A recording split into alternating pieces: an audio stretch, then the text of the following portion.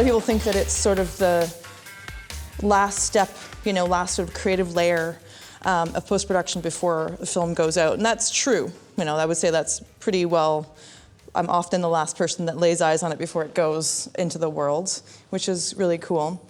But there's also a pretty kind of big scope in terms of how much, how early a colorist may start on a show, just depending on the project and the kind of collaborator that you might work with. So I've been lucky enough to work with a lot of DPs and cinematographers who I've had repeat work with and done a lot of projects with, and I've had the chance to kind of start with pre-production. And actually quite recently, I start to get scripts, so I'll get a chance at looking at a script, and then we end up having a chat about what's the visual, what are visual ideas that you have, like anything that sticks out to you, which is kind of amazing because, typically I'm doing the very last thing. And usually, the scope can be where you don't have any control over anything and you're essentially fixing things that you had no say in. It's not the most basic, but it's sort of the most common or most understood in terms of what color grading is or color correction, which is sort of like focusing the viewer. And getting, solving problems, things that are going wrong, things that don't match, that sort of thing.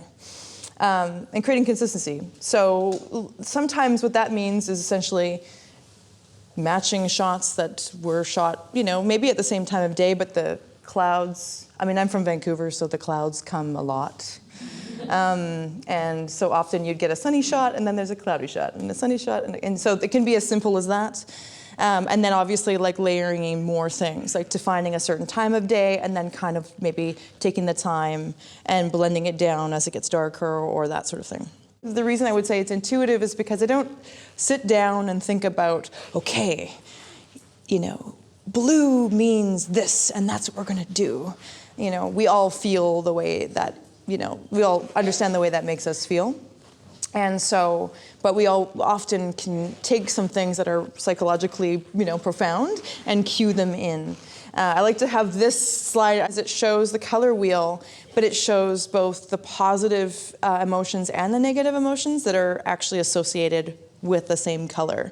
So you can see like serenity, and you can see grief and sadness. Like it's sort of an interesting idea to think about color, that there's, when you think about something like orange, it can be warm, it can feel, close and intimate and loving, but it can also be uncomfortable. It can feel displaced. So there's a lot of reasons why, you might use the same color for negative and positive emotions.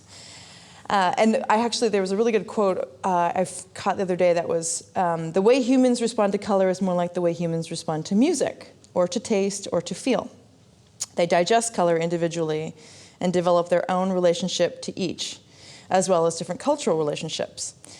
So I kind of like that, because to me, we often, when you're starting up with the cinematographer or director, you kind of have to gauge what their taste is, or what they're seeing. Like, is that red to you? Is that blue to you? And then you really know they're colorblind because they don't know. Is this cyan or turquoise? Some good tests. But generally, it's true. One of the directors I worked with a few years ago, Roger Allers, who actually directed The Lion King, which was really cool for me because I grew up loving that movie. And I had to ask him all about Simba. Like, how did you do it? And he told me actually about, it was really crazy because we did this one scene, and they had, we couldn't decide what color Simba was going to be in the shade. And was he going to be purple because he came out purple, or he became blue?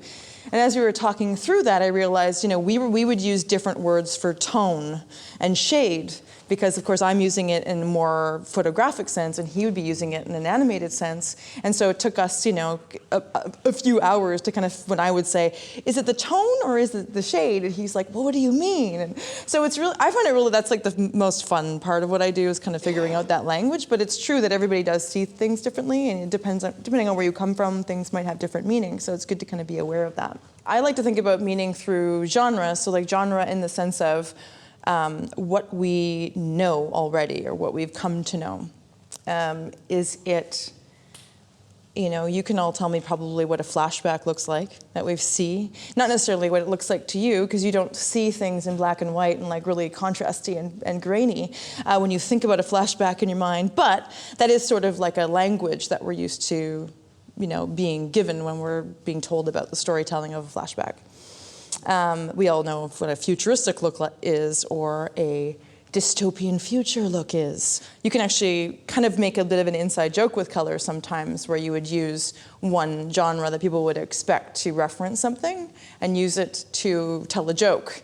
So it's sort of subconscious. People will be expecting it to feel a certain way, and then you actually tell them something else. Perception, which a lot of people don't really think about so much. You think about it more of a technical sense in terms of, so we grade this movie, we get it to the final, cinema, or that's how we're grading it, or we might be grading it for television, but then usually these shows, episodes, feature films, shorts, they'll end up on everybody else's iPhones, they end up on small screens, big screens, everywhere, HDR, so a lot of different places.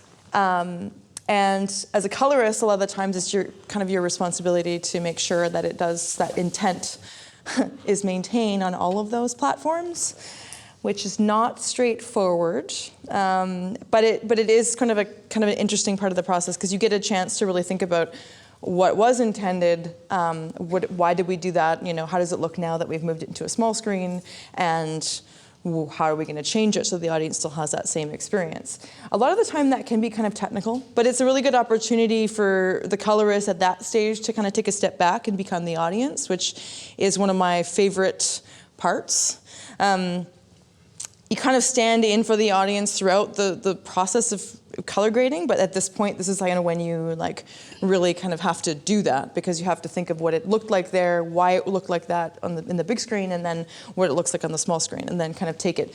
We don't have calibrations for iPhones, but I always look at these things on iPhones, like even a few stills, just to get a sense of, does it still resonate? It's not going to be the same experience, and a lot of the times we'll pick that hero experience to start with and grade for that. But inevitably they'll end up there, and I think I take a little bit of that responsibility to make sure it kind of follows through. And I just want to share with you guys before this is over, that concept, just like in your work, because I found it super inspiring when I heard this, is Sid Mead, who is the concept artist. He did a lot of the drawings for Blade Runner, any science fiction movie you can imagine.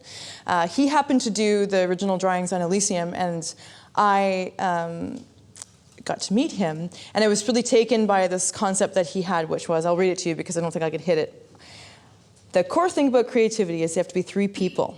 You have to be the person who's creating the idea and solving the problem. You have to be the technician who can solve the problem in a format that is usable. And you have to be the third person who's off stage watching those two do what they do. If you can't detach yourself from what you're doing, you're not going to do good work. Hubris kills.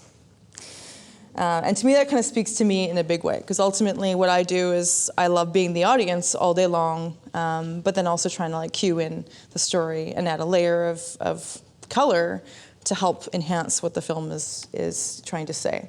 But the reality is we have all these technical things to make happen, but there's always a human element. So, I don't know, guys, I think that was my message.